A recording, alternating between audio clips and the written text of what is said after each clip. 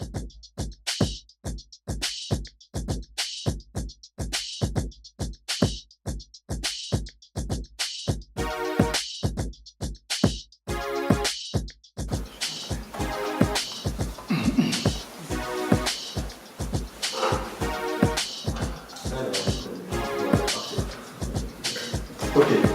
donc là on a la chance d'avoir parmi nous Tyler Saint-Coulger et Marie Mendez, donc qui sont les deux membres opérationnels de l'équipe, donc le CEO et la directrice des opérations. Alors si vous avez des questions très techniques, juste après ou quand on aura fini tout ce qui est présentation, vous pouvez aller vers eux, ils sauront vous répondre avec précision. Moi, je vais plutôt vous parler encore une fois du concept et de comment est-ce que la blockchain peut être au service de la pharmacie et de la santé. Donc avant, on avait une solution qui était plutôt orientée B2B2C, donc entreprise à entreprise aux patients, ou alors directement entreprise aux patients. Là, on a une solution qui sera plutôt d'entreprise à entreprise, puisque la mission que se donnait Trad Pharma Network, c'est de faciliter le circuit de médicaments, mais aussi tout ce qui concerne l'industrie pharmaceutique à travers le monde grâce à la technologie.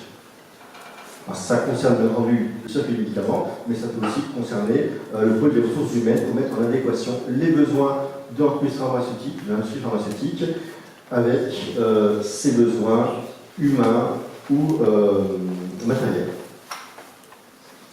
Alors, Trad Pharma Network est une société qui a une licence de courtier en médicaments officielle délivrée par l'Union européenne. Alors, elle permet de rapprocher les acheteurs et les vendeurs grâce à des transactions optimisées. Elle permet donc de commercer à travers le monde de manière sûre et efficiente. Et grâce à la blockchain, elle permet de créer de la confiance et de pouvoir rapprocher les acteurs en toute transparence. Et elle permet notamment de lutter contre la contrefaçon. La contrefaçon médicamenteuse représente 200 milliards d'euros dans le monde. C'est simplement énorme. C'est plus que la prostitution et plus encore que la drogue classique, telle qu'on entend au sens du terme, c'est-à-dire la cocaïne, l'héroïne, etc. Et ça permet aussi de lutter contre les ruptures de stock.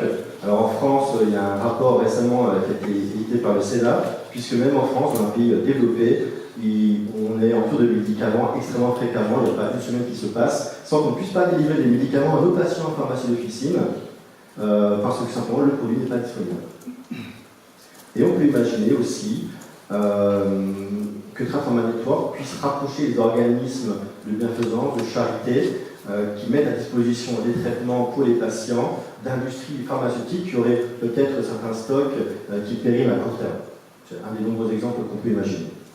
Et aussi, donc, par rapport aux ressources humaines, afin de trouver les professionnels de santé et pour mettre les bonnes personnes au bon endroit.